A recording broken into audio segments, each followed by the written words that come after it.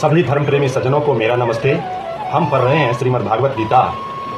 श्रीमद् भागवत गीता अध्याय 4 का पूर्व भाग हम पहले ही प्रस्तुत कर चुके हैं, जो कि श्लोक संख्या 1 से लेकर 25 तक है।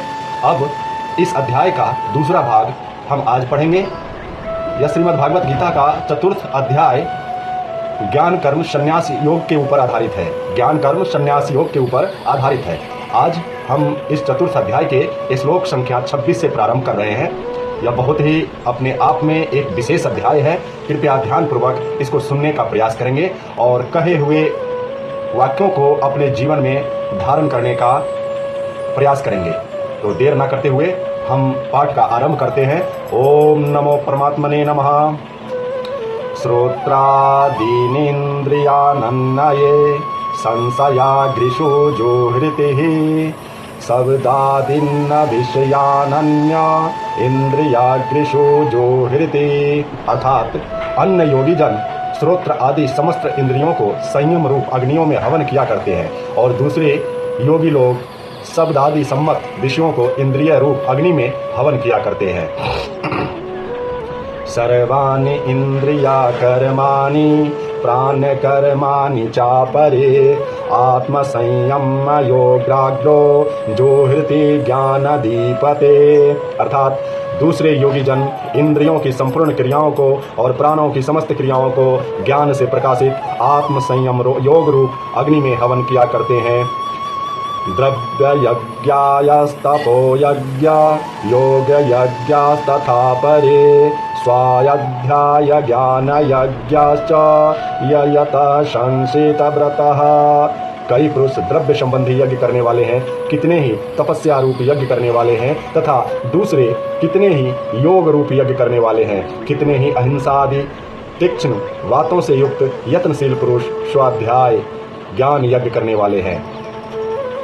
अपाने जोहृति प्राणम प्राणेयापानम तथा परे प्राणापान गतिरोष्टध्वा प्राणायाम परायणः अपरे नियताहारः प्राणान्न प्राणेषु जोहृति सर्वे अप्येते यज्ञविदो यज्ञक्षपितः कल्मषः। दूसरे कितने ही योगी जन अपान वायु में प्राण वायु को हवन करते हैं, वैसे ही अन्य योगी जन प्राण वायु में अपान वायु को हवन करते हैं, तथा अन्य कितने ही नियमित आहार करने वाले प्राणायाम परायण पुरुष प्राण और अपान की गति को रोककर प्राणों को प्राणों में ही हवन किया करते हैं। ये सभी साधक यज्ञों के द्वारा पापों का नाश कर तथा यज्ञों को जानने वाले हैं। यज्ञशिष्टामृत भुजो यान्ति ब्रह्म सनातनम नायं लोको अस्य यज्ञस्य कुंतो अन्य कुरोषत्तमम्। हे कुरुश्रेष्ठ अर्जुन, यज्ञ से बचे हुए अमृत का अनुभव करने वाले योगी जन सनातन पर ब्रह्म परमात्मा को प्राप्त होते हैं, और यज्ञ न करने वाले पुरुष के लिए तो यह मनुष्य लोक भी सुखदायक नहीं है, फिर परलोक कैसे सुखदायक हो सकता। सोचने वाली बात है, गौर करने वाली बात है कि योगेश्वर श्री कृष्ण भी यहाँ यज्ञ को ही परम श्रेष्ठ बता रहे हैं। मनुष्य जीवन में मानव जीवन के लिए सबसे उत्तम कर्म अगर कोई है तो वह यज्ञ ही है। यज्ञ के द्वारा ही मनुष्य मोक्ष को प्राप्ति कर सकता है। एवं बहुविधा यज्ञा वीतता ब्राह्मणो मुखे कर्म जान विद्या तान संवरणानेवं ज्ञात्वा विमोक्षसे। इसी प्रकार और भी बहुत तरह के यज्ञ वेद की वाणी में विस्तार से कहे गए हैं। उन सबको तू मन, इंद्रिय और शरीर की क्रिया द्वारा संपन्न होने वाले जान। इस प्रकार तत्व से जानकर उनके अनुष्ठान द्वारा तू कर्म बंधन से सर्वथा मुक्त हो जाएगा। श्रेयान् द्रव्यमयाद्य ज्ञानाञ्च ज्ञानयज्ञः परन्तप सर्वकर्माखिलं पार्थ ज्ञाने परिसमाप्यते। हे परंतप अर्जुन, द्रव्यमय यज्ञ की अपेक्षा ज्ञान यज्ञ अत्यंत श्रेष्ठ है, तथा यावन्न मात्र संपूर्ण कर्म ज्ञान में समाप्त हो जाते हैं। तद्विति प्राणिपातेन परिप्रशेन सेवया उपदेक्षयन्ति ते ज्ञानम ज्ञानिनस्तत्त्वदर्शिना। उस ज्ञान को तू तत्वदर्शी ज्ञानियों के पास जाकर समझ।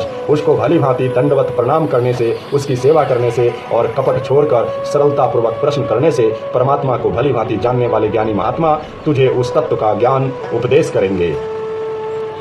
यज्ज्ञात्वा न पुनर्मोहमेवं याशस्यसि पाण्डव येन भूतान्यशेषेण द्रक्ष्यस्यात्मन्यथो मयि।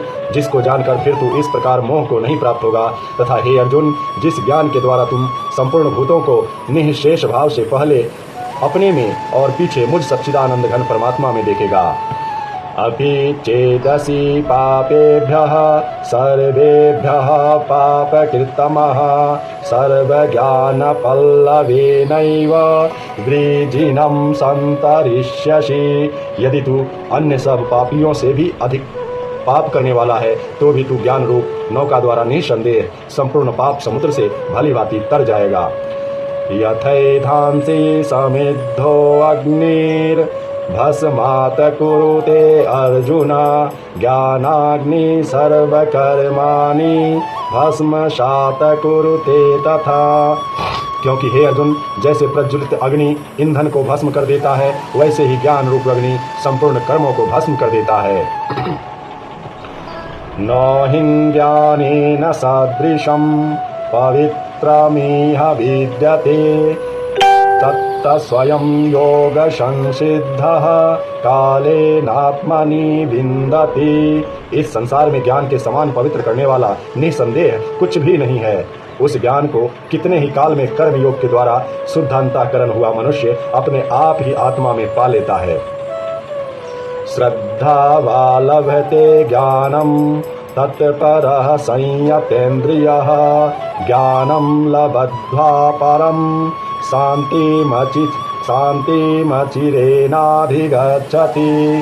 जितेंद्रिय जन साधारण और श्रद्धावान पुरुष ज्ञान को प्राप्त होता है तथा ज्ञान को प्राप्त होकर वह बिना विलंब के तत्काल ही भगवत प्राप्ति रूप परम शक्ति को प्राप्त हो जाता है।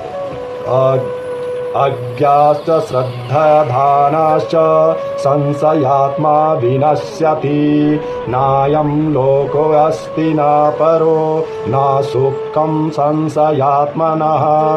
अर्थात विवेकहीन और श्रद्धा रहित संशयुक्त मनुष्य परमार्थ से अवश्य भ्रष्ट हो जाता है। ऐसे संशयुक्त मनुष्य के लिए न यह लोक है, न परलोक है और न सुख ही है। योग सन्नयस्त कर्माणां ज्ञान संचिन्न संशयम् आत्मवन्तं न कर्माणि निबन्धन्ति धनंजय। हे धनंजय, जिसने कर्म योग की विधि से समस्त कर्मों का परमात्मा में अर्पण कर दिया है और जिसने विवेक द्वारा समस्त संशयों का नाश कर दिया है, ऐसे बस में किए हुए अंतःकरण वाले पुरुष को कर्म नहीं बांधता। तस्माद् ज्ञान संभूतं हृतस्थं ज्ञानासीनात्मनः चित्तवैरं संशयं योगमातिष्ठोतिष्ठ भारत। इसलिए हे भरतवंशी अर्जुन, तू हृदय में स्थित इस अज्ञान जनित अपने संशय का विवेक ज्ञान रूप तलवार द्वारा छेदन करके समस्त रूप कर्म योग में स्थित हो जा और युद्ध के लिए खड़ा हो जा।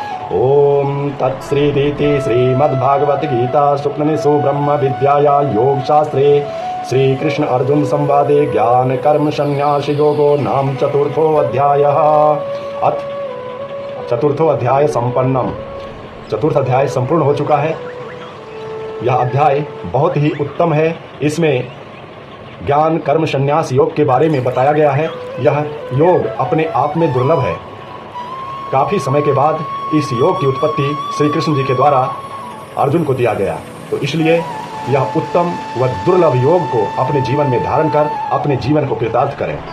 ओम नमो भागवते वासुदेवाय। इसके साथ ही यह भागवत अच्छा लगा, श्रीमद् भागवत गीता का उपदेश अगर आपको अच्छा लगा, अगर आपके जीवन में प्रेरक हुआ है, तो इस चैनल को सब्सक्राइब करें, लाइक करें व कमेंट शेयर अवश्य करें।